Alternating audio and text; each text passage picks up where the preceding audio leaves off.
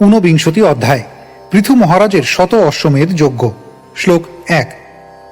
मैत्रेय उवाच अथादीक्षत राजा तु हयमेधशतेन सह ब्रह्मावर्ते मनोक्षेत्रे यत्र प्राची सरस्वती।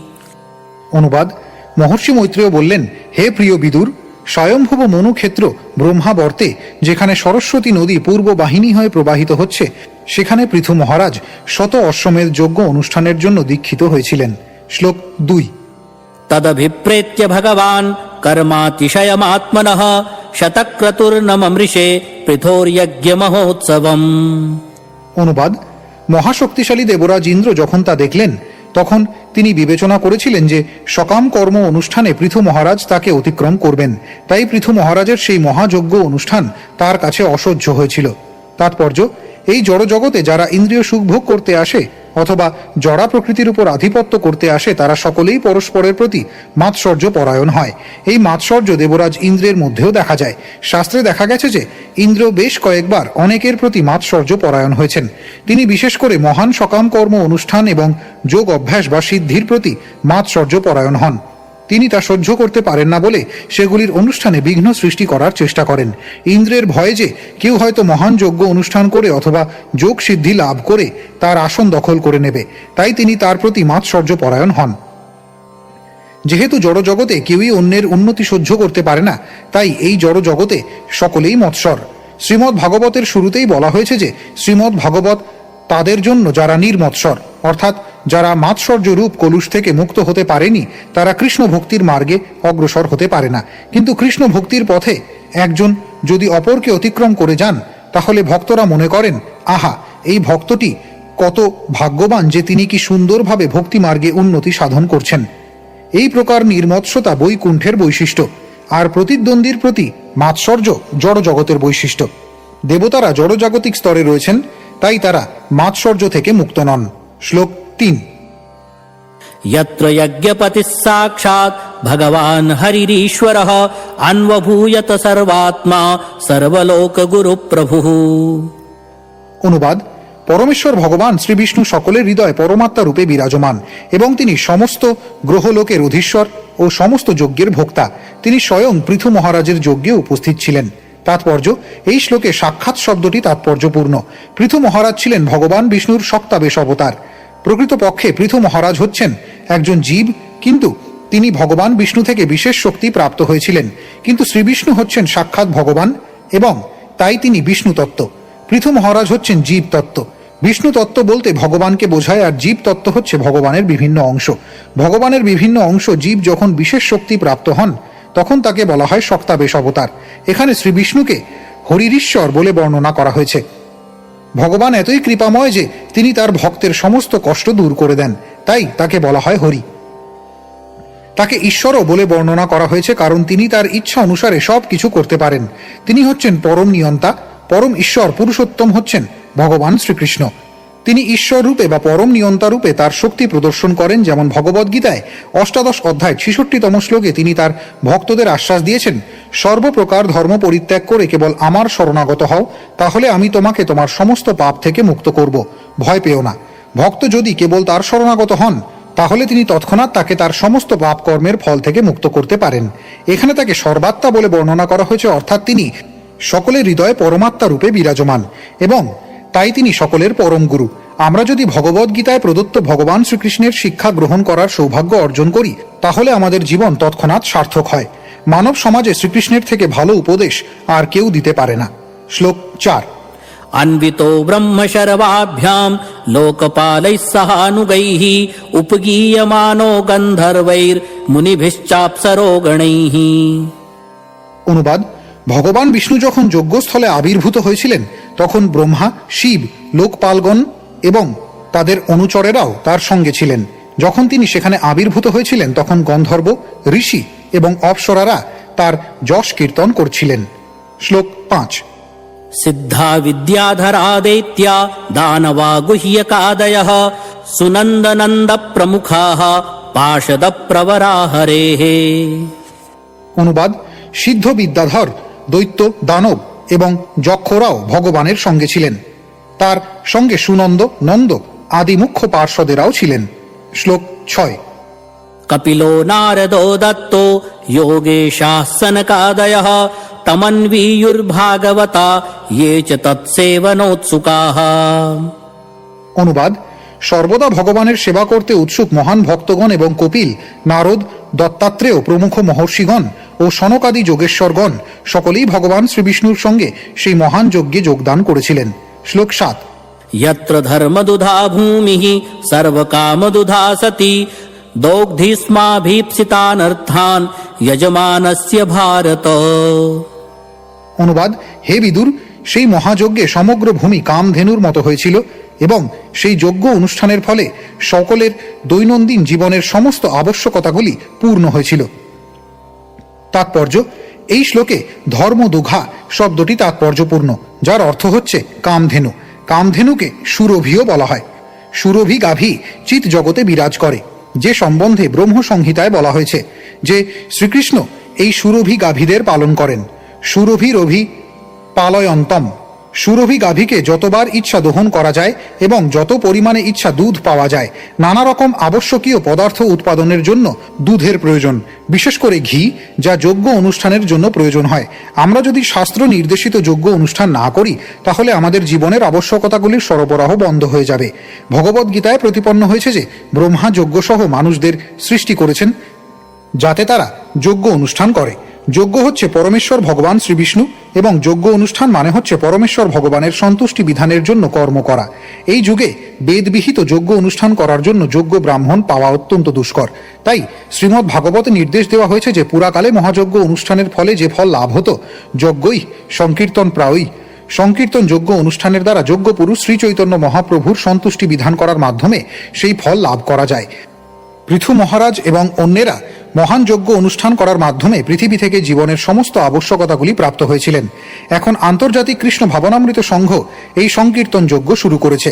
আন্তর্জাতিক কৃষ্ণ ভাবনামৃতের এই কার্যকলাপে যোগদান করে মহান যজ্ঞ অনুষ্ঠানের সুফল লাভ করা মানুষের কর্তব্য। তাহলে তার কোনো অভাব থাকবে না। যদি সংকীর্তন যজ্ঞের অনুষ্ঠান হয় তাহলে আর কোনো অসুবিধা থাকবে না, এমনকি যান্ত্রিক শিল্প উদ্যোগেও নয়। তাই জীবনের প্রতিটি ক্ষেত্রে সামাজিক, রাজনৈতিক, বাণিজ্যিক, শিল্প উদ্যোগ ইত্যাদি সংক্রান্ত সমস্ত ক্ষেত্রে সংকীর্তন যজ্ঞ অনুষ্ঠান প্রবর্তন করা উচিত। তাহলে সবকিছুই অত্যন্ত শান্তিপূর্ণ এবং স্বচ্ছন্দভাবে সম্পাদিত হবে। শ্লোক 8। ऊहु सर्वरसान्नद्यः क्षीरदध्यन्न गोरसान् तरवो भूरिवर्ष्माणः प्रासूयन्त मधुच्युतः।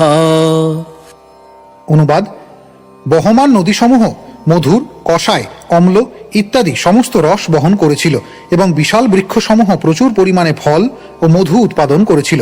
পর্যাপ্ত পরিমাণে সবুজ ঘাস খেয়ে গাভীরা প্রচুর পরিমাণে দুধ, দই, ঘি এবং অন্যান্য সমস্ত আবশ্যকীয় বস্তুসমূহ প্রদান করেছিল।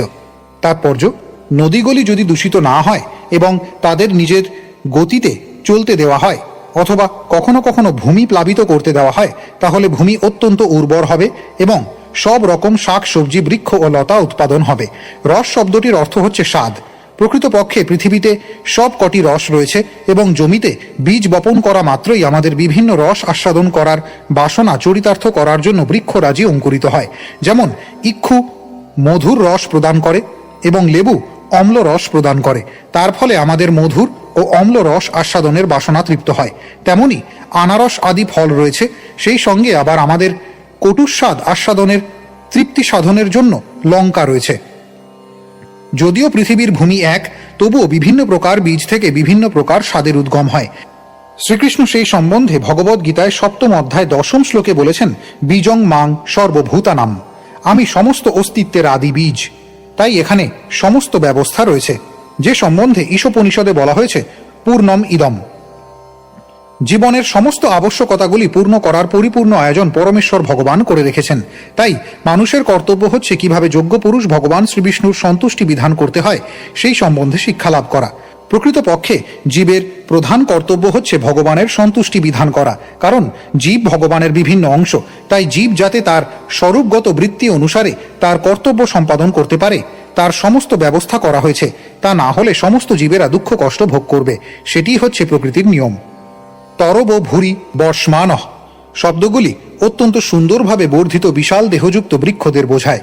এই সমস্ত বৃক্ষের উদ্দেশ্য হচ্ছে মধু ও বিভিন্ন প্রকার ফল উৎপাদন করা, অর্থাৎ অরণ্যেরও মধু, ফল ও ফুল সরবরাহ করার উদ্দেশ্য রয়েছে। দুর্ভাগ্যবশত যজ্ঞের অভাবে এই কলিযুগে অরণ্যের বিশাল বৃক্ষগুলি যথেষ্ট পরিমাণে মধু ও ফল সরবরাহ করে না। এইভাবে সবকিছুই যজ্ঞ অনুষ্ঠানের উপর নির্ভরশীল।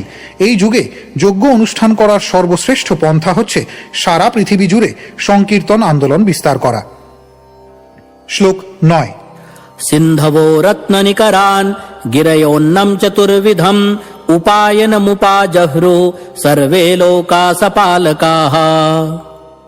অনুবাদ: সমুদ্র নানা প্রকার মূল্যবান রত্নসমূহে পূর্ণ ছিল, পর্বত ধাতুতে পূর্ণ ছিল এবং তার জমি ছিল অত্যন্ত উর্বর, এবং তাতে চতুর্বিধ খাদ্য সামগ্রী প্রচুর পরিমাণে উৎপন্ন হচ্ছিল। তখন বিভিন্ন গ্রহলোকের লোকপালগণ এবং জনসাধারণ পৃথু মহারাজের জন্য নানা প্রকার উপহার নিয়ে সেখানে এসেছিলেন। তাৎপর্য: ঈশোপনিষদে বলা হয়েছে যে এই জগতে কেবল মানুষদের জন্যই নয়, পশু পক্ষী, সরীসৃপ, জলচর এবং বৃক্ষ সকলেরই আবশ্যকীয় বস্তু উৎপাদনের ক্ষমতা রয়েছে। সমুদ্র ও মহাসাগর মুক্তা, প্রবাল ও মণিমাণিক্য উৎপাদন করে, যাতে ভগবানের বাধ্য সৌভাগ্যগণ মানুষেরা সেগুলি সদ্ব্যবহার করতে পারে। তেমনি পর্বতগুলি নানা রকম রাসায়নিক পদার্থে পূর্ণ এবং প্রবাহমান নদীগুলি সেগুলি শস্যক্ষেত্রে ছড়িয়ে দিয়ে জমির উর্বরতা সাধন করতে পারে, যাতে চতুর্বিধ খাদ্যদ্রব্য উৎপন্ন হয়। সেই চতুর্বিধ খাদ্য হচ্ছে চর্ব, যে সমস্ত খাদ্য চর্বণ করা হয়; লেহ্য, যেগুলি লেহন করা হয়; চুষ্য, যেগুলি চোষা যায়; এবং পেয়, যেগুলি পান করা যায়। অন্য লোকের অধিবাসীরা এবং লোকপালেরা পৃথু মহারাজকে অভিনন্দন জানিয়েছিলেন। তারা পৃথু মহারাজকে নানা প্রকার উপহার দিয়েছিলেন এবং একজন উপযুক্ত রাজারূপে তাকে স্বীকৃতি দিয়েছিলেন, যার পরিকল্পনায় ও কার্যকলাপে সারা ব্রহ্মাণ্ড জুড়ে সকলেই সুখী ও সমৃদ্ধিশালী হতে পারবে। এই শ্লোকে স্পষ্টভাবে ইঙ্গিত করা হয়েছে যে সমুদ্র ও মহাসাগর মণিমাণিক্য উৎপাদনের জন্য, কিন্তু কলিযুগে সমুদ্রের প্রধান উপযোগিতা হচ্ছে মাছ ধরা। শূদ্র ও দরিদ্র মানুষদের মাছ ধরতে দেওয়ার অনুমতি দেওয়া হতো, কিন্তু ক্ষত্রিয়, বৈশ্য আদি উচ্চ বর্ণের মানুষেরা সমুদ্র থেকে মুক্তা, প্রবাল, মণিমাণিক্য সংগ্রহ করতেন। দরিদ্র মানুষেরা যদিও সমুদ্র থেকে শত শত মণ মাছ ধরতে পারে, কিন্তু তার মূল্য একটি মুক্তা অথবা প্রবালের সমান নয়। এই যুগে রাসায়নিক সার উৎপাদনের জন্য কত কারখানা খোলা হয়েছে, কিন্তু যজ্ঞ অনুষ্ঠানের ফলে ভগবান যখন প্রসন্ন হন, তখন পাহাড় পর্বত আপনা থেকেই রাসায়নিক সার উৎপন্ন করে, যা শস্যক্ষেত্রে খাদ্যশস্য উৎপাদনে সাহায্য করে। এইভাবে সব কিছুই নির্ভর করে বৈদিক বিধি অনুসারে মানুষ যজ্ঞ অনুষ্ঠান করবে কিনা তার উপর। শ্লোক 10। ইতি চাধোক্ষজেষস্য পৃথোস্তু পরমোদয়ম অসূয়ন ভগবান ইন্দ্রঃ প্রতিঘাতমচীকরৎ। অনুবাদ: পৃথু মহারাজ অধক্ষজ ভগবানের আশ্রিত ছিলেন। বহু যজ্ঞ অনুষ্ঠান করার ফলে পৃথু মহারাজ ভগবানের কৃপায় অলৌকিক উৎকর্ষ লাভ করেছিলেন, কিন্তু পৃথু মহারাজের এই ঐশ্বর্য সহ্য করতে না পেরে দেবরাজ ইন্দ্র তার প্রতি মাৎসর্য পরায়ণ হয়ে তার যজ্ঞে বিঘ্ন উৎপাদন করার চেষ্টা করেছিলেন। তাৎপর্য: এই শ্লোকে অধক্ষজ, ভগবান ইন্দ্র এবং পৃথ এই তিনটি শব্দে তিনটি পৃথক উদ্দেশ্য ব্যক্ত হয়েছে। বিষ্ণুর অবতার হওয়া সত্ত্বেও পৃথু মহারাজ ছিলেন বিষ্ণুর পরম ভক্ত। শ্রী বিষ্ণুর শক্তাবেশ অবতার হলেও তিনি ছিলেন একটি জীব, তাই ভগবানের ভক্ত হওয়াই তার কর্তব্য ছিল। ভগবানের শক্তাবেশ অবতার হলেও ভগবানের সঙ্গে তার নিত্য সম্পর্কের কথা বিস্তৃত হওয়া উচিত নয়। কলিযুগে ঢেড়া পেটানো বহু অবতার রয়েছে, যারা প্রকৃতপক্ষে এক একটি পাষণ্ডী। ভগবান ইন্দ্র শব্দ দুটি ইঙ্গিত করে যে জীব দেবরাজ ইন্দ্রের মতো শক্তিশালী ও পূজনীয় হতে পারে, কারণ ইন্দ্র হচ্ছেন সাধারণ জীব এবং তার মধ্যে বদ্ধ জীবের 4টি দোষ রয়েছে। ইন্দ্রকে এখানে ভগবান বলে বর্ণনা করা হয়েছে, যে শব্দটি সাধারণত পরমেশ্বর ভগবানের ক্ষেত্রে ব্যবহার করা হয়, কিন্তু এখানে ইন্দ্রকে ভগবান বলে সম্বোধন করা হয়েছে কারণ তার হাতে অনেক ক্ষমতা রয়েছে। কিন্তু ভগবান হওয়া সত্ত্বেও তিনি ভগবানের অবতার পৃথু মহারাজের প্রতি মাৎসর্য পরায়ণ। জড়জাগতিক জীবনের দোষ এতই প্রবল যে সেই কলুষের ফলে ইন্দ্রও ভগবানের অবতারের প্রতি ঈর্ষা পরায়ণ হয়। তাই আমাদের বুঝতে চেষ্টা করতে হবে যে বদ্ধজীবের অধঃপতন কিভাবে হয়। পৃথু মহারাজের ঐশ্বর্য জড়জাগতিক অবস্থার উপর নির্ভরশীল ছিল না। এই শ্লোকে বর্ণনা করা হয়েছে যে তিনি ছিলেন অধক্ষজের পরম ভক্ত। অধক্ষজ বলতে পরমেশ্বর ভগবানকে বোঝায়, যিনি মন ও বাক্যের অতীত। কিন্তু পরমেশ্বর ভগবান তার সচ্চিদানন্দ স্বরূপে তার ভক্তের সম্মুখে আবির্ভূত হন। ভক্ত প্রত্যক্ষভাবে ভগবানকে দর্শন করতে পারেন, যদিও ভগবান আমাদের ইন্দ্রিয় ও প্রত্যক্ষ অনুভূতির অতীত। শ্লোক 11। চরমেণাশ্বমেধেন যজমানে যজুস্পতিম বৈন্যে যজ্ঞ পশুম স্পর্ধন নপোবাহতি রোহিতঃ। অনুবাদ: পৃথু মহারাজ যখন শেষ অশ্বমেধ যজ্ঞটি অনুষ্ঠান করছিলেন তখন ইন্দ্র সকলের অলক্ষ্যে যজ্ঞাশ্বটি অপহরণ করেন। পৃথু মহারাজের প্রতি অত্যন্ত মাৎসর্য পরায়ণ হয়ে তিনি তা করেছিলেন। তাৎপর্য, ইন্দ্র শতক্রতু নামে পরিচিত, কারণ তিনি 100 অশ্বমেধ যজ্ঞ অনুষ্ঠান করেছিলেন। আমাদের কিন্তু মনে রাখতে হবে, যজ্ঞে যে পশু বলি দেওয়া হয় তাকে হত্যা করা হয় না। যজ্ঞের সময় যথাযথভাবে উচ্চারিত বৈদিক মন্ত্রের প্রভাবে উৎসর্গীকৃত পশু নবজীবন লাভ করে ফিরে আসে। সেটি হচ্ছে যজ্ঞ সার্থক হয়েছে কিনা তার পরীক্ষা। পৃথু মহারাজ যখন 100 অশ্বমেধ যজ্ঞ অনুষ্ঠান করছিলেন তখন ইন্দ্র তার প্রতি অত্যন্ত মাৎসর্য পরায়ণ হয়েছিলেন, কারণ তিনি চাননি যে কেউ তাকে অতিক্রম করুক। ইন্দ্র একজন সাধারণ জীব হওয়ার ফলে পৃথু মহারাজের প্রতি ঈর্ষা পরায়ণ হয়েছিলেন এবং নিজেকে অদৃশ্য রেখে তিনি যজ্ঞাশ্ব অপহরণ করেছিলেন এবং এইভাবে তিনি যজ্ঞ অনুষ্ঠানে বিঘ্ন সৃষ্টি করেছিলেন। শ্লোক 12। তমত্রির্ভগবানৈক্ষত বরমাণম বিহায়সা আমুক্তমিব পাখণ্ডম यो ধর্মে ধর্ম বিভ্রমঃ। অনুবাদ, ইন্দ্র যখন ঘোড়াটি চুরি করে নিয়ে যাচ্ছিলেন তখন তিনি মুক্ত পুরুষ। প্রকৃতপক্ষে সেই বেশ ছিল এক প্রকার প্রতারণা, কারণ তখন তার আচরণ ভ্রমবশত ধর্মাচরণ বলে মনে হয়েছিল। ইন্দ্র যখন আকাশ মার্গে এইভাবে পলায়ন, তখন মহর্ষি অত্রি তাকে দেখতে পান এবং সমস্ত ঘটনা সম্বন্ধে অবগত হন।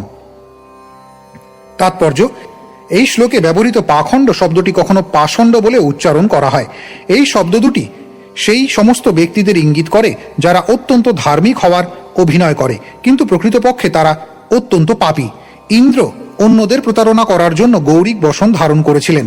নিজেদের মুক্ত পুরুষ বলে প্রচারকারী অথবা ভগবানের অবতার বলে প্রচারকারী বহু ভণ্ডরা এই গৈরিক বসন অপব্যবহার করেছে। তার ফলে মানুষ প্রতারিত হয়েছে। আমরা বহুবার উল্লেখ করেছি যে বদ্ধ জীবের প্রতারণা করার প্রবণতা থাকে, তাই সেই প্রবণতাটি দেবরাজ ইন্দ্রের মতো ব্যক্তির মধ্যেও দেখতে পাওয়া যায়। সেই সূত্রে বোঝা যায় যে দেবরাজ ইন্দ্র জড় কলুষ থেকে মুক্ত নন। তাই আমুক্তম ইব অর্থাৎ যেন একজন মুক্ত পুরুষ শব্দগুলি ব্যবহার করা হয়েছে। সন্ন্যাসীর গৈরিক বসন সারা জগতের কাছে ঘোষণা করে যে তিনি সমস্ত জড়জাগতিক বিষয় ত্যাগ করেছেন এবং তিনি কেবল ভগবানের সেবায় যুক্ত। সেই প্রকার ভগবত ভক্তই প্রকৃতপক্ষে সন্ন্যাসী বা মুক্ত পুরুষ। ভগবদ গীতায় 6ষ্ঠ অধ্যায় 1ম শ্লোকে বলা হয়েছে, अनाश्रित कर्म फलम कार्यम कर्म करोति यः स सन्यासी च योगी च न निरग्निर्न चाक्रियः। যিনি কর্মফলের প্রতি অনাসক্ত হয়ে কর্তব্য বোধে কার্য করেন তিনিই সন্ন্যাসী এবং তিনিই প্রকৃত যোগী। যারা আগুন জ্বালায় না অথবা কর্ম করে না তারা নয়, অর্থাৎ যিনি তার কর্মের ফল পরমেশ্বর ভগবানকে নিবেদন করেন তিনিই হচ্ছেন প্রকৃত সন্ন্যাসী এবং যোগী। প্রতারক সন্ন্যাসী ও যোগী পৃথু মহারাজের যজ্ঞের সময় থেকেই রয়েছে। এই প্রতারণা দেবরাজ ইন্দ্র অত্যন্ত মূর্খের মতো প্রবর্তন করেছেন। কোনো কোনো যুগে এই প্রতারণা অত্যন্ত প্রবল হয় এবং অন্য কোনো যুগে ততটা প্রবল হয় না। সন্ন্যাসীর কর্তব্য অত্যন্ত সতর্ক থাকা, কারণ শ্রী চৈতন্য মহাপ্রভু বলেছেন, সন্ন্যাসীর অল্প ছিদ্র সর্বলোকে গায়। চৈতন্য চরিতামৃত মধ্য দ্বাদশ অধ্যায় 51তম শ্লোক। তাই অত্যন্ত নিষ্ঠাবান ও ঐকান্তিক না হলে সন্ন্যাস গ্রহণ করা উচিত নয়। জনসাধারণকে প্রতারণা করার জন্য এই আশ্রম গ্রহণ করা উচিত নয়। কলিযুগে সন্ন্যাস গ্রহণ না করাই ভালো, কারণ এই যুগে মায়ার প্রলোভন অত্যন্ত প্রবল। পারমার্থিক উপলব্ধিতে অত্যন্ত উন্নত ব্যক্তিরই কেবল সন্ন্যাস গ্রহণ করা উচিত। জীবিকা উপার্জনের জন্য অথবা কোনো জড়জাগতিক উদ্দেশ্য সাধনের জন্য এই সন্ন্যাস আশ্রম গ্রহণ করা উচিত নয়। শ্লোক 13। अत्रिणा चोदितो हन्तुं पृथुपुत्रो महारथः अन्वधावत संक्रुद्धः तिष्ठ तिष्ठेति चाब्रवीत्। অনুবাদ, মহর্ষি অত্রি যখন পৃথু মহারাজের পুত্রকে ইন্দ্রের ছলনার কথা জানান তখন সেই পরম বীর অত্যন্ত ক্রুদ্ধ হয়ে দাঁড়াও দাঁড়াও বলতে বলতে তাকে অনুসরণ করেছিলেন। তাৎপর্য, ক্ষত্রিয় যখন শত্রুকে যুদ্ধে আহ্বান করে তখন তিষ্ঠ তিষ্ঠ শব্দগুলি তারা প্রয়োগ করে। যুদ্ধ করার সময় ক্ষত্রিয় যুদ্ধক্ষেত্র থেকে পলায়ন করতে পারে না, কিন্তু কোনো ক্ষত্রিয় যদি কাপুরুষের মতো তার পৃষ্ঠ প্রদর্শন করে যুদ্ধক্ষেত্র থেকে পলায়ন করে তখন তাকে তিষ্ঠ তিষ্ঠ শব্দের দ্বারা যুদ্ধ করতে আহ্বান করা হয়। যথার্থ ক্ষত্রিয় কখনো তার শত্রুকে পিছন থেকে হত্যা করে না এবং যথার্থ ক্ষত্রিয় কখনো যুদ্ধক্ষেত্র থেকে পৃষ্ঠ প্রদর্শনও করে না। ক্ষত্রিয় নীতি ও তেজ অনুসারে হয় যুদ্ধে জয়লাভ নয়তো যুদ্ধক্ষেত্রে মৃত্যুবরণ করতে হয়।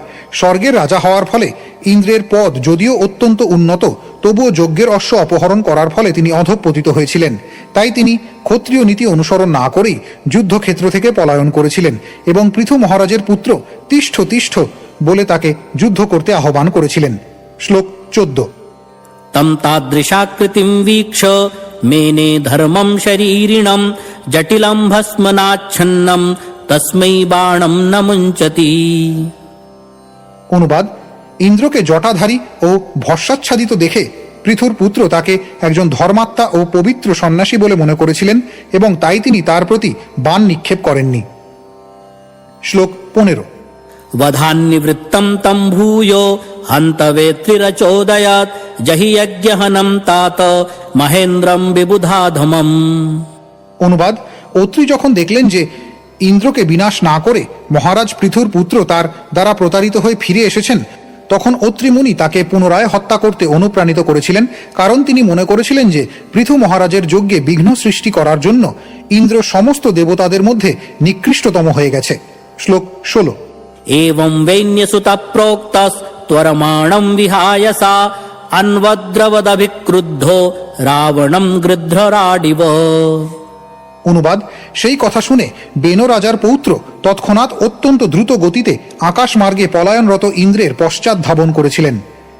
তিনি তার প্রতি অত্যন্ত ক্রুদ্ধ হয়েছিলেন এবং শকুনিদের রাজা জটায়ু যেভাবে রাবণের পশ্চাতে ধাবিত হয়েছিলেন, ঠিক সেইভাবে তিনি ইন্দ্রের পশ্চাৎ ধাবন করেছিলেন। শ্লোক 17। सोऽश्वं रूपं च तद्धित्वा तस्मा अन्तर्हितस्वराट् वीरः स्वपशुमादाय पितुर्यज्ञमुपेयिवान्। অনুবাদ: ইন্দ্র যখন দেখলেন যে পৃথুর পুত্র তার পশ্চাৎ ধাবন করছেন, তৎক্ষণাৎ তিনি তার ছদ্মবেশ পরিত্যাগ করে ঘোড়াটি রেখে সেখান থেকে অন্তর্হিত হলেন। মহাবীর পৃথুপুত্র সেই অশ্বটি নিয়ে তার পিতার যজ্ঞস্থলে ফিরে গিয়েছিলেন। শ্লোক 18। तत्तस्य चाद्भुतं कर्म विचक्ष परमर्षयः नामधेयं ददुस्तस्मै विजिताश्व इति प्रभो। অনুবাদ: হে বিদুর, মহর্ষিরা মহারাজ পৃথুর পুত্রের এই অদ্ভুত পরাক্রম দর্শন করে তাকে বিজিতাশ্ব নাম প্রদান করেছিলেন। শ্লোক 19। उपसृज्य तमस्तीव्रं जहाराश्वं पुनर्हरिः चशालयूपतश्छन्नो हिरण्यरशनं विभुः। অনুবাদ: হে বিদুর, অত্যন্ত শক্তিশালী স্বর্গের রাজা ইন্দ্র যখন ঘন অন্ধকারের দ্বারা যজ্ঞস্থল আচ্ছন্ন করে স্বর্ণ শৃঙ্খলের দ্বারা জুপ কাষ্ঠে বেঁধে রাখা সেই অশ্বটিকে পুনরায় অপহরণ করেছিলেন। শ্লোক 20। अत्रि सन्दर्शयामास त्वरमाणं विहाय सा कपालखट्वाङ्गधरं वीरो नैनमबाधत। অনুবাদ: মহর্ষি অত্রি পুনরায় পৃথু মহারাজের পুত্রকে দেখিয়েছিলেন যে আকাশ মার্গে ইন্দ্র পলায়ন করছে। মহাবীর পৃথুপুত্র তখন পুনরায় তার পশ্চাৎ ধাবন করেছিলেন, কিন্তু তিনি যখন দেখলেন যে ইন্দ্র কপাল ও খট্টাঙ্গ ধারণ করেছেন, তখন তিনি তাকে হত্যা না করতে স্থির করেছিলেন। শ্লোক 21। अत्रिणा चोदितस्तस्मै सन्दधे विशिखं वृषा सोऽश्वं रूपं च तद्धित्वा तस्थावन्तर्हितस्वराट्। অনুবাদ: মহর্ষি অত্রি যখন পুনরায় তাকে নির্দেশ দিলেন, তখন পৃথু মহারাজের পুত্র অত্যন্ত ক্রুদ্ধ হয়ে তার ধনুকে বাণ যোজন করলেন। তা দেখে ইন্দ্র তৎক্ষণাৎ সন্ন্যাসীর ছদ্মবেশ এবং অশ্ব পরিত্যাগ করে সেখান থেকে অন্তর্হিত হয়েছিলেন। শ্লোক 22। वीरश्चाश्वमुपादाय पितृयज्ञमथाव्रजत् तदवद्यं हरे रूपं जगृहुर्ज्ञानदुर्बलाः। অনুবাদ: তারপর মহারাজ পৃথুর পুত্র বিজিতাশ্ব পুনরায় সেই অশ্বটি নিয়ে তার পিতার যজ্ঞস্থলে উপস্থিত হলেন। সেই সময় থেকে যারা মন্দবুদ্ধি তারা কপট সন্ন্যাসীর বেশ গ্রহণ করেছিল, ইন্দ্রই তার প্রবর্তন করেছেন। তাৎপর্য: অনাদিকাল ধরে সন্ন্যাস আশ্রমীরা ত্রিদণ্ড ধারণ করে আসছেন। পরবর্তীকালে শঙ্করাচার্য এক দণ্ডী সন্ন্যাস প্রবর্তন করেন।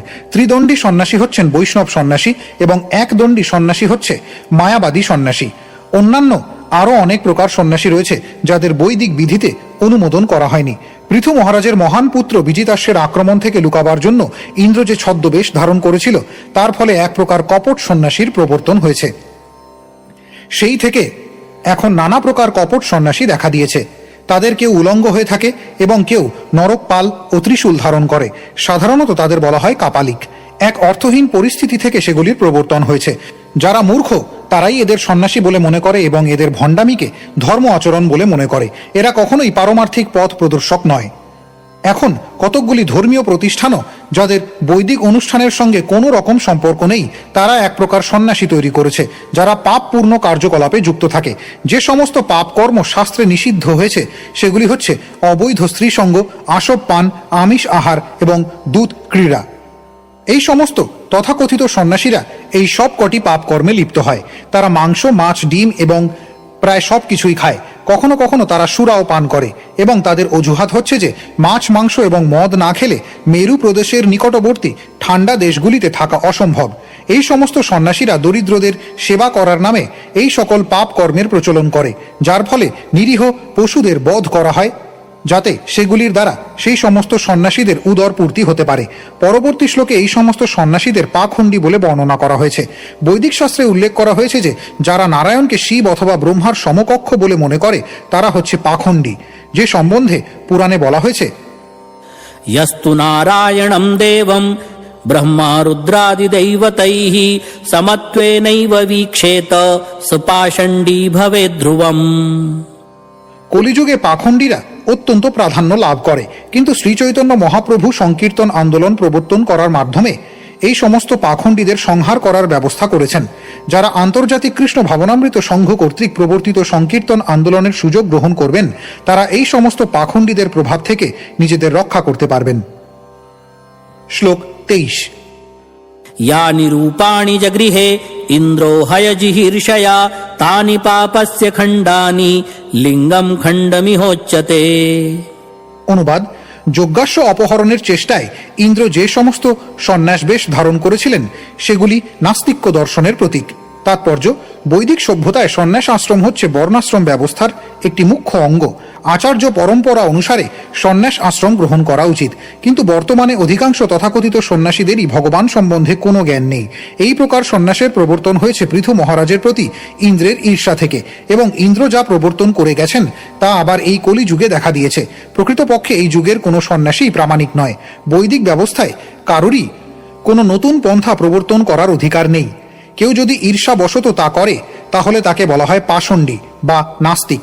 বৈষ্ণব তন্ত্রে বলা হয়েছে, यस्तु नारायणं देवं ब्रह्मा रुद्रादिदैवतैः समत्वेनैव वीक्षेत स पाषण्डी भवेत् ध्रुवम्। যদিও ব্রহ্মা ও শিবও নারায়ণের সমকক্ষ নন, তবুও আজকাল বহু পাষণ্ডী দরিদ্র নারায়ণ, স্বামী নারায়ণ ইত্যাদি আখ্যা প্রবর্তন করেছে। এগুলি সম্পূর্ণরূপে নিষিদ্ধ। শ্লোক 24 এবং 25। एवमिन्द्रे हरत्यश्वं वैन्ययज्ञजिघांसया तद्गृहीत विसृष्टेषु पाखण्डेषु मतिर्नृणाम्। धर्म इत्युपधर्मेषु नग्नरक्तपटादिषु प्रायेण सज्जते भ्रान्त्या पेशलेषु च वाग्मिषु। অনুবাদ: এইভাবে পৃথু মহারাজের যজ্ঞের অশ্ব হরণ করার উদ্দেশ্যে ইন্দ্র কয়েকটি সন্ন্যাস বেশ গ্রহণ করেছিলেন। সেই থেকে কপট সন্ন্যাস প্রথার সৃষ্টি হয়েছে। কিছু সন্ন্যাসী নগ্ন থাকে এবং কখনো কখনো তারা রক্তবর্ণের বেশ ধারণ করে। তাদের বলা হয় কাপালিক। এগুলি কেবল পাপ কর্মের প্রতীক মাত্র। পাপাসক্ত মানুষেরা তাই তথাকথিত সন্ন্যাসীদের খুব সমাদর করে, কারণ তারা সকলেই হচ্ছে ভগবৎ বিদ্বেষী নাস্তিক। তারা তাদের নিজেদের মতবাদ স্থাপন করার ব্যাপারে অত্যন্ত বাকপটু, কিন্তু আমাদের জানতে হবে যে তাদের ধর্ম আচরণকারী বলে মনে হলেও প্রকৃতপক্ষে তারা তা নয়। দুর্ভাগ্যবশত মোহাচ্ছন্ন মানুষেরা তাদের ধার্মিক বলে মনে করে এবং তাদের প্রতি আকৃষ্ট হয়ে নিজেদের সর্বনাশ করে।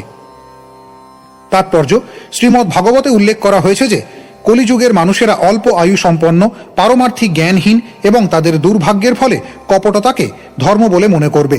তার ফলে তারা সর্বদাই মানসিক কষ্ট ভোগ করবে। এই কলিযুগে সন্ন্যাস গ্রহণ করা বৈদিক শাস্ত্রে একরকম নিষিদ্ধ হয়েছে, কারণ অল্প বুদ্ধি মানুষেরা প্রতারণা করার উদ্দেশ্যে সন্ন্যাস গ্রহণ করতে পারে। প্রকৃতপক্ষে একমাত্র ধর্ম হচ্ছে ভগবানের শরণাগত হওয়ার ধর্ম। কৃষ্ণ ভাবনায় ভাবিত হয়ে ভগবানের সেবা করা অবশ্য কর্তব্য। সন্ন্যাস আশ্রম এবং ধর্ম অনুষ্ঠানের অন্যান্য যে সমস্ত পদ্ধতি রয়েছে সেগুলি প্রকৃতপক্ষে প্রামাণিক নয়। এই যুগে সেগুলি ধর্মের নামে চলছে, সেটি সবচাইতে অনুশোচনার বিষয়। শ্লোক 26। तदभिज्ञाय भगवन् पृथु पराक्रमः इन्द्राय कुपितो बाण मा दत्तोद्यत कार्मुकः। অনুবাদ: অত্যন্ত পরাক্রমশালী মহারাজ পৃথু তৎক্ষণাৎ তার ধনুর বাণ গ্রহণ করে ইন্দ্রকে হত্যা করতে উদ্যত হয়েছিলেন, কারণ ইন্দ্র এই প্রকার অধার্মিক সন্ন্যাস প্রথা প্রবর্তন করেছিলেন। তাৎপর্য: রাজার কর্তব্য হচ্ছে কোনো রকম অধার্মিক পদ্ধতি প্রচলিত হতে না দেওয়া। পৃথু মহারাজ যেহেতু ছিলেন ভগবানের অবতার, তাই অবশ্যই তার কর্তব্য ছিল সব রকম অধার্মিক প্রথা উচ্ছেদ করা। তার পদাঙ্ক অনুসরণ করে রাষ্ট্রপ্রধানদের ভগবানের প্রামাণিক প্রতিনিধি হয়ে সব রকম অধার্মিক পদ্ধতি উচ্ছেদ করা কর্তব্য। দুর্ভাগ্যবশত যে সমস্ত রাষ্ট্রনেতারা রাজ্যকে ধর্মনিরপেক্ষ বলে ঘোষণা করে তারা এক একটি কাপুরুষ। সেই মনোবৃত্তি হচ্ছে ধর্মের সঙ্গে অধর্মের বোঝাপড়া করার পন্থা, এবং সেই কারণে মানুষ পারমার্থিক উন্নতি সাধনের ব্যাপারে উদাসীন হয়ে পড়ছে। তার ফলে পরিস্থিতির এত অবনতি হয় যে মানব সমাজ নরকে পরিণত হয়। শ্লোক 27। তমৃত্যুজশক্রবদাভিসন্ধিতম বিচক্ষ দুষ্প্রেক্ষমসহ্যরম হসম নিবারয়ামাসুরহো মহামতে ন যুজ্যতে ত্রাণ্যবধ প্রচোদিতাৎ। অনুবাদ: যখন পুরোহিতরা এবং অন্য সকলে দেখলেন পৃথু মহারাজ অত্যন্ত ক্রুদ্ধ হয়ে ইন্দ্রকে হত্যা করতে উদ্যত হয়েছেন, তখন তারা তাকে অনুরোধ করে বলেছিলেন, হে মহাত্মন, দয়া করে তাকে বধ করবেন না, কারণ যজ্ঞস্থলে যজ্ঞের নিমিত্ত পশু ব্যতীত অন্য কিছু বধ করা উচিত নয়। এটি শাস্ত্রের বিধান। তাৎপর্য: পশু বলি দেওয়ার বিভিন্ন উদ্দেশ্য রয়েছে, তা পরীক্ষা করে বৈদিক মন্ত্র যথাযথভাবে উচ্চারিত হয়েছে কিনা এবং তার ফলে যজ্ঞাগ্নিতে উৎসর্গীকৃত পশু নতুন জীবন লাভ করে ফিরে আসে। ভগবান বিষ্ণুকে প্রসন্ন করার জন্য যে যজ্ঞ, তাতে কাউকে বধ করা উচিত নয়। অতএব সেই যজ্ঞে তাহলে ইন্দ্রকে কিভাবে বধ করা যেতে পারে, যাকে পরমেশ্বর ভগবানের অংশরূপে যজ্ঞে পূজা করা হয়? তাই পুরোহিতরা পৃথু মহারাজকে অনুরোধ করেছিলেন তাকে বধ না করতে। শ্লোক 28। वयं मरुत्वन्तमिहार्थनाशनं भयामये त्वच्छवसाह तत्विषम् आयातयामोपहवैरनन्तरं प्रसह्य राजञ्जुहवामते हितम्। অনুবাদ: হে রাজন, আপনার যজ্ঞ অনুষ্ঠানে বিঘ্ন সৃষ্টি করার ফলে ইন্দ্র ইতিমধ্যেই হতবীর্য হয়েছে। আমরা অভূতপূর্ব বৈদিক মন্ত্রের দ্বারা আহ্বান করে এই যজ্ঞশালায় তাকে নিয়ে আসব এবং আমাদের মন্ত্রের বলে তাকে যজ্ঞাগ্নিতে হোম করব, কারণ সে হচ্ছে আপনার শত্রু। তাৎপর্য: যথাযথভাবে যজ্ঞে বৈদিক মন্ত্র উচ্চারণ করে আশ্চর্যজনক কার্যকলাপ সম্পাদন করা যায়, কিন্তু কলিযুগে কোনো সুযোগ্য ব্রাহ্মণ নেই যারা যথাযথভাবে মন্ত্র উচ্চারণ করতে পারে। তাই এই যুগে কোনো বড় যজ্ঞ অনুষ্ঠানের আয়োজন করার চেষ্টা করা উচিত নয়। এই যুগে একমাত্র যজ্ঞ হচ্ছে সংকীর্তন আন্দোলন। শ্লোক 29। इत्यामन्त्र्यक्रतुपतिं विदुरास्यर्त्विजोरुषा सृग्घताश्जुह्वतो भेत्य स्वयंभूः प्रत्यषेधत। অনুবাদ: হে বিদুর, রাজাকে এই উপদেশ দেওয়ার পর যজ্ঞ অনুষ্ঠানে রত পুরোহিতরা মহাক্রোধে দেবরাজ ইন্দ্রকে আহ্বান করলেন। তারা যখন যজ্ঞে আহুতি দিতে যাচ্ছিলেন তখন ব্রহ্মা সেখানে উপস্থিত হয়ে তাদের নিবৃত্ত করলেন। শ্লোক 30।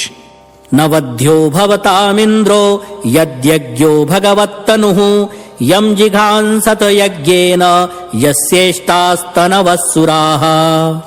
অনুবাদ: ব্রহ্মা তাদের সম্বোধন করে বললেন, হে যজ্ঞ অনুষ্ঠানকারীগণ, আপনারা দেবরাজ ইন্দ্রকে বধ করতে পারেন না, সেটি আপনাদের কর্তব্য নয়। আপনাদের জেনে রাখা উচিত যে ইন্দ্র পরমেশ্বর ভগবানেরই মতো।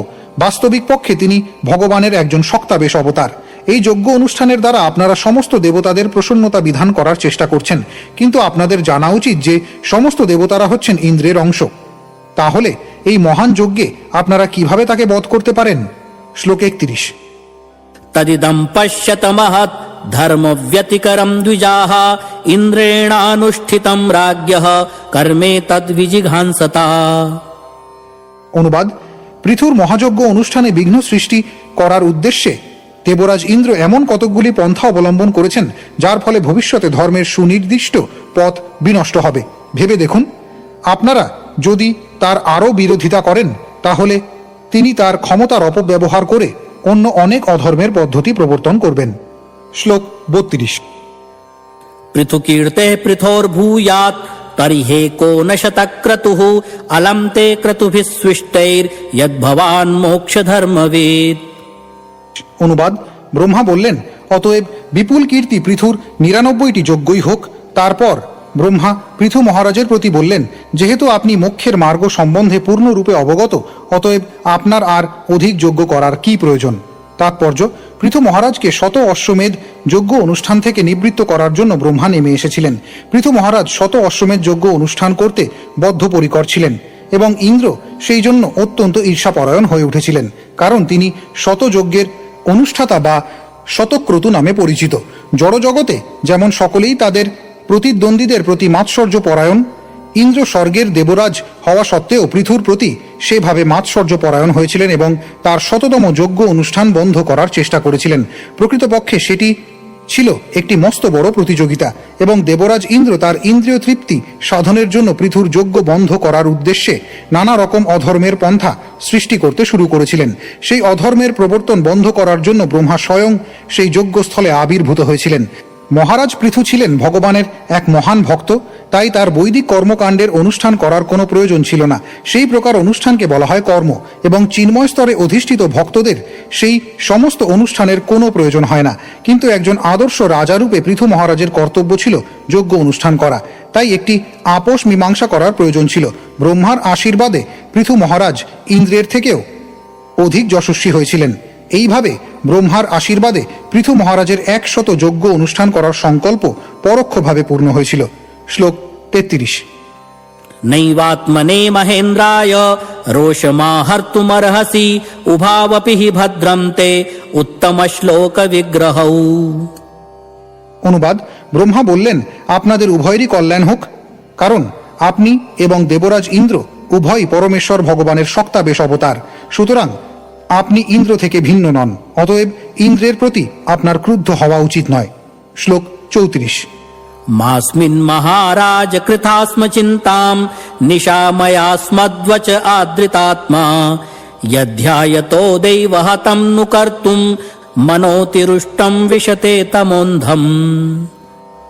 অনুবাদ: হে রাজন, আপনার যজ্ঞ যথাযথভাবে সম্পন্ন হয়নি বলে ক্ষুব্ধ ও চিন্তাগ্রস্ত হবেন না। এই বিঘ্ন দৈবের প্রভাবেই হয়েছে। দয়া করে শ্রদ্ধা সহকারে আমার উপদেশ শ্রবণ করুন। আমাদের সবসময় মনে রাখা উচিত যে দৈবের প্রভাবে যদি কোনো কিছু ঘটে তাহলে সেই জন্য আমাদের দুঃখিত হওয়া উচিত নয়। দৈবের দ্বারা কোনো কার্য বিনষ্ট হলে যতই আমরা সেই কার্য সম্পন্ন করার চেষ্টা করি, ততই আমরা জড়বাদী বিচারের ঘন অন্ধকারে প্রবেশ করি। তাৎপর্য: কখনো কখনো সাধু বা অত্যন্ত ধার্মিক ব্যক্তিদেরও প্রতিবন্ধকতার সম্মুখীন হতে হয়। সেই সমস্ত ঘটনাগুলি দৈব নির্ধারিত বলে মনে করা উচিত। অসুখী হওয়ার যথেষ্ট কারণ থাকলেও সেই বিপত্তির প্রতিকার করার চেষ্টা করা উচিত নয়, কারণ যতই আমরা তা করতে চেষ্টা করি ততই আমরা জড় জাগতিক উৎকণ্ঠার গভীরতম অন্ধকারে প্রবেশ করি। ভগবান শ্রীকৃষ্ণও সেই সম্বন্ধে আমাদের উপদেশ দিয়েছেন। বিক্ষুব্ধ হওয়ার পরিবর্তে আমাদের সব কিছু সহ্য করা উচিত। শ্লোক 35। कर्तुर्विरमतामेष देवेषु दुरवग्रहः धर्मव्यतिकरो यत्र पाखण्डैरिन्द्रनिर्मितैः। অনুবাদ: ব্রহ্মা বললেন, এই যজ্ঞ অনুষ্ঠান বন্ধ করুন, কারণ এই যজ্ঞের ফলে ইন্দ্র অনেক অধর্ম আচরণ প্রবর্তন করেছে। আপনি জেনে রাখুন যে দেবতাদের মধ্যেও অনেকের বহু অবাঞ্ছিত বাসনা রয়েছে। তাৎপর্য: সাধারণত ব্যবসাতেও অনেক প্রতিযোগী থাকে এবং বৈদিক কর্মকাণ্ড কখনো কখনো কর্মীদের মধ্যে প্রতিযোগিতা ও মৎসরতা সৃষ্টি করে। কর্মীরা মাৎসর্য পরায়ণ হতে বাধ্য, কারণ তারা পূর্ণ মাত্রায় জড় সুখ ভোগ করতে চায়। সেটি হচ্ছে ভবরোগ। তার ফলে কর্মীদের মধ্যে সাধারণ ব্যবসার ক্ষেত্রে অথবা যজ্ঞ অনুষ্ঠানে সব সময় প্রতিযোগিতা হচ্ছে।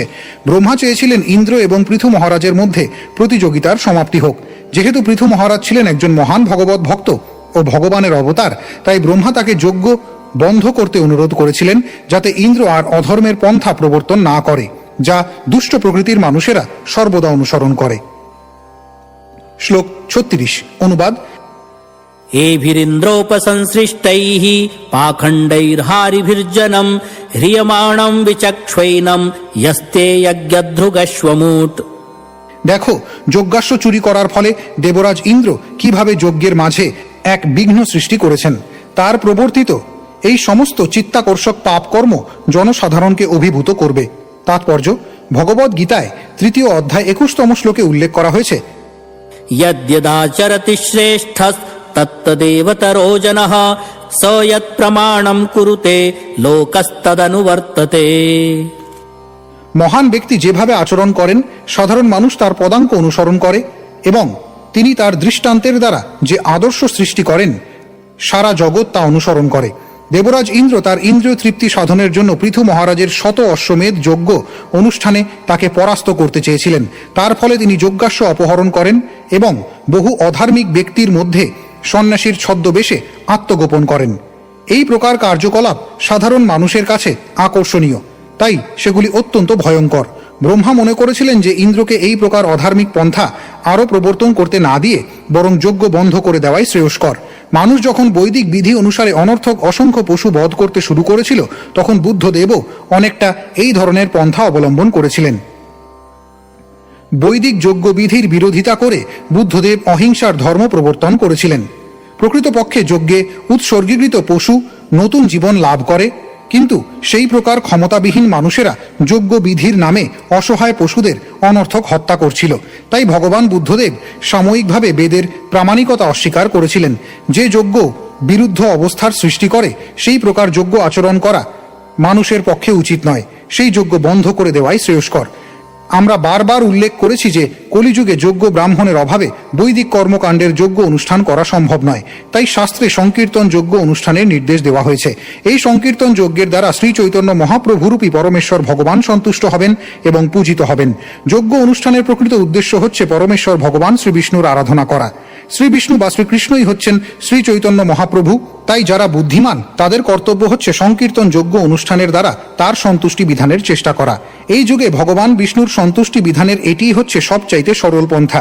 এই যুগের যজ্ঞ সম্বন্ধে বিভিন্ন শাস্ত্রে যে নির্দেশ দেওয়া হয়েছে, এই পাপপূর্ণ কলিযুগে অনর্থক বিশৃঙ্খলা সৃষ্টি না করে সেই নির্দেশ পালন করাই মানুষের কর্তব্য। কলিযুগে সারা পৃথিবীর মানুষেরাই মাংস আহারের জন্য কসাইখানা খুলে পশু হত্যা করতে অত্যন্ত দক্ষ। যদি প্রাচীন ধর্ম অনুষ্ঠানগুলি পালন করা হয় তাহলে মানুষ আরও বেশি করে পশু হত্যা করতে অনুপ্রাণিত হবে। কলকাতায় অনেক মাংসের দোকান আছে যেখানে মা কালীর মূর্তি রাখা হয়, আর মাংসাশী মানুষেরা মনে করে যে সেই সমস্ত দোকান থেকে মাংস কেনাই সমীচীন, কারণ তা হচ্ছে কালীর প্রসাদ। তারা জানে না যে মা কালী কখনো আমিষ আহার গ্রহণ করেন না, কারণ তিনি হচ্ছে শিবের সাধ্বী স্ত্রী। শিব হচ্ছেন একজন মহান বৈষ্ণব এবং তিনি কখনো আমিষ আহার করেন না, এবং মা কালী সর্বদা শিবের উচ্ছিষ্টই গ্রহণ করেন। তাই তার পক্ষে আমিষ আহার করা কখনোই সম্ভব নয়। এই প্রকার নৈবেদ্য ভূত, প্রেত, পিশাচ, রাক্ষস আদি কালীর অনুচরেরাই কেবল গ্রহণ করে, এবং যারা মাছ মাংস রূপে কালীর প্রসাদ গ্রহণ করে প্রকৃতপক্ষে তা কালীর প্রসাদ নয়, তারা ভূত ও পিশাচদের উচ্ছিষ্ট গ্রহণ করে। শ্লোক 37। भवान् परित्रातुमिहावतीर्णो धर्मं जनानां समयानुरूपम् वेनापचारादवलुप्तमद्य तद्देहतो विष्णुकलासि वैन्य। অনুবাদ: হে বেনপুত্র মহারাজ পৃথু, আপনি ভগবান বিষ্ণুর কলা অবতার। রাজা বেনের দুষ্ট কার্যকলাপের ফলে ধর্ম প্রায় অবলুপ্ত হয়েছিল। সেই উচিত সময় আপনি ভগবান বিষ্ণুর অবতার রূপে অবতরণ করেছেন।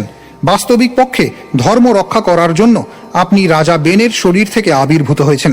তাৎপর্য: ভগবান বিষ্ণু যে কিভাবে অসুরদের সংহার করেন এবং সাধুদের পরিত্রাণ করেন তা ভগবদ্গীতায় 14 অধ্যায়ের 8 শ্লোকে বর্ণিত হয়েছে।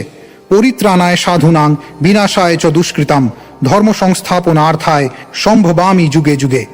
সাধুদের উদ্ধার করার জন্য এবং দুষ্কৃতকারীদের সংহার করার জন্য এবং পুনরায় ধর্ম স্থাপনের জন্য আমি যুগে যুগে আবির্ভূত হই। অসুরদের সংহার করার জন্য ভগবান বিষ্ণু সর্বদা তার 2 হাতে গদা ও চক্র ধারণ করেন, এবং তার ভক্তদের রক্ষা করার জন্য তার অপর 2 হাতে তিনি শঙ্খ ও পদ্ম ধারণ করেন। যখন ভগবানের অবতার এই লোকে অথবা এই ব্রহ্মাণ্ডে উপস্থিত থাকেন তখন তিনি অসুরদের সংহার করেন এবং সেই সঙ্গে তার ভক্তদের রক্ষা করেন। ভগবান বিষ্ণু কখনো কখনো শ্রীকৃষ্ণ বা রাম রূপে আবির্ভূত হন। ভগবানের এই সমস্ত অবতারদের আবির্ভাবের কথা শাস্ত্রে উল্লেখ করা আছে। কখনো কখনো তিনি শক্তাবেশ অবতার রূপে আবির্ভূত হন, যেমন ভগবান বুদ্ধদেব। পূর্বে উল্লেখ করা হয়েছে যে এই সমস্ত শক্তাবেশ অবতারেরা হচ্ছেন ভগবানের শক্তিতে আবিষ্ট জীব। জীবেরাও ভগবান শ্রীবিষ্ণুর অংশ, কিন্তু তারা তেমন শক্তিশালী নয়। তাই কোনো জীব যখন শ্রীবিষ্ণুর অবতার রূপে অবতরণ করেন তখন তিনি বিশেষভাবে ভগবানের শক্তিতে আবিষ্ট হন। মহারাজ পৃথুকে যখন ভগবান বিষ্ণুর অবতার বলে বর্ণনা করা হয় তখন বুঝতে হবে যে তিনি হচ্ছেন ভগবানের শক্তাবেশ অবতার। শ্রীবিষ্ণুর বিভিন্ন অংশ এবং বিশেষভাবে তিনি তার শক্তি প্রাপ্ত হয়েছেন। কোনো জীব যখন শ্রীবিষ্ণুর অবতারের মতো বিশেষভাবে ভগবত ভক্তির প্রচার করেন তখন বুঝতে হবে যে তিনি ভগবানের শক্তিতে আবিষ্ট ভগবানের অবতার। এই প্রকার ব্যক্তি ঠিক বিষ্ণুর মতো যুক্তি সহকারে অসুরদের পরাভূত করে শাস্ত্র নির্দেশ অনুসারে ভগবত ভক্তি প্রচার করেন। ভগবদ্গীতায় ইঙ্গিত করা হয়েছে যে যখন দেখা যায় যে কেউ অসাধারণভাবে ভগবত ভক্তি প্রচার করছেন, তখন আমাদের বুঝতে হবে যে তিনি শ্রী বিষ্ণু বা শ্রীকৃষ্ণের দ্বারা বিশেষভাবে শক্তি সম্পন্ন হয়েছেন। শ্রী চৈতন্য চরিতামৃতে অন্ত 7ম অধ্যায় 11 শ্লোকে প্রতিপন্ন হয়েছে, কৃষ্ণ শক্তি বিনা নহে তার প্রবর্তন। ভগবানের শক্তিতে বিশেষভাবে আবিষ্ট না হলে ভগবানের দিব্য নামের মহিমা প্রচার করা যায় না। কেউ যখন এই প্রকার শক্তাবিষ্ট ব্যক্তির সমালোচনা করে অথবা তার দোষ দর্শন করে, তখন বুঝতে হবে যে সেই ব্যক্তি বিষ্ণু বিদ্বেষী এবং তাকে দণ্ড ভোগ করতে হবে। এই প্রকার অপরাধীরা যদি তিলক ও মালা ধারণ করে বৈষ্ণবের বেশ গ্রহণ করে, তাহলেও শুদ্ধ বৈষ্ণবের চরণে অপরাধ করার জন্য ভগবান তাদের ক্ষমা করেন না। শাস্ত্রে তার বহু দৃষ্টান্ত রয়েছে। শ্লোক 38। সত্ত্বম বৃমিষ্যাস্য ভবম প্রজাপতে সংকল্পনম বিশ্বসৃজাম পিপীপ্রিহি ঐন্দ্রিম চ মায়ামুপধর্ম মাতরম প্রচণ্ড পাখণ্ড পথম প্রভো জহি। অনুবাদ: হে প্রজারক্ষক, দয়া করে আপনি আপনার অবতরণের উদ্দেশ্য বিবেচনা করুন। ইন্দ্র যে পাষণ্ড মতবাদ সৃষ্টি করেছেন তা নানা অধর্মের জননী। সুতরাং আপনি দয়া করে সেই সমস্ত ছলনা অচিরে নিরস্ত করুন। তাৎপর্য: প্রজাদের শান্তি ও সমৃদ্ধির মহান দায়িত্ব সম্বন্ধে পৃথু মহারাজকে মনে করিয়ে দেওয়ার জন্য ব্রহ্মা তাকে প্রজাপতে বলে সম্বোধন করেছিলেন। কেবল এই উদ্দেশ্য সাধনের জন্যই পৃথু মহারাজ ভগবানের শক্তিতে আবিষ্ট হয়েছিলেন। আদর্শ রাজার কর্তব্য হচ্ছে প্রজারা যাতে যথাযথভাবে ধর্ম অনুশীলন করে তা দেখা। ইন্দ্র কর্তৃক সৃষ্ট কপট ধর্ম আচরণগুলি নিরস্ত করতে ব্রহ্মা পৃথু মহারাজকে বিশেষভাবে অনুরোধ করেছিলেন। অর্থাৎ রাষ্ট্রপ্রধান বা রাজার কর্তব্য হচ্ছে অসৎ ব্যক্তিদের দ্বারা সৃষ্ট সমস্ত কপট ধর্মগুলি বন্ধ করা। মূলত ধর্ম এক, ভগবানের দেওয়া ধর্ম এবং তা গুরু শিষ্য পরম্পরা ধারায় দুইভাবে প্রবাহিত হচ্ছে। ইন্দ্রের সঙ্গে অর্থহীন প্রতিযোগিতা থেকে বিরত হতে পৃথু মহারাজকে ব্রহ্মা অনুরোধ করেছিলেন। পৃথু মহারাজের শত অশ্বমেধ যজ্ঞ পূর্ণ করতে না দেওয়ার জন্য ইন্দ্র বদ্ধপরিকর হয়েছিলেন। বিরুদ্ধ প্রতিক্রিয়া সৃষ্টি করার পরিবর্তে তার অবতরণের মূল উদ্দেশ্য সাধনের জন্য যজ্ঞ অনুষ্ঠান বন্ধ করাই পৃথু মহারাজের পক্ষে শ্রেয়স্কর ছিল। তার আবির্ভাবের উদ্দেশ্য ছিল সৎ সরকার স্থাপন করে আদর্শ শাসন ব্যবস্থা প্রতিষ্ঠা করা। শ্লোক 39। ইত্থম স লোকগুরুণা সমাদিষ্টো বিশাম্পতিঃ তথা চ কৃত্বা বাৎসল্যম মঘোনাপি চ সন্দধে। অনুবাদ: মহর্ষি মৈত্রেয় বলতে লাগলেন, এইভাবে পরম গুরু ব্রহ্মা কর্তৃক আদিষ্ট হয়ে পৃথু মহারাজ তার যজ্ঞ করার ইচ্ছা পরিত্যাগ করলেন এবং গভীর স্নেহ প্রদর্শন করে ইন্দ্রের সঙ্গে মিত্রতা করলেন। শ্লোক 40। কৃতাবভৃথ স্নানায় পৃথবে ভূরি কর্মণে বরান দদুস্তে বরদা ইয়ে তদ্বর্হিষি তর্পিতাঃ। অনুবাদ: তারপর পৃথু মহারাজ স্নান করেছিলেন। যজ্ঞ অনুষ্ঠানের পর বিধি অনুসারে স্নান করতে হয়। তারপর তার মহিমান্বিত কার্যকলাপে প্রসন্ন হয়েছিলেন যে সমস্ত দেবতারা, তাদের কাছ থেকে তিনি বর প্রাপ্ত হয়েছিলেন।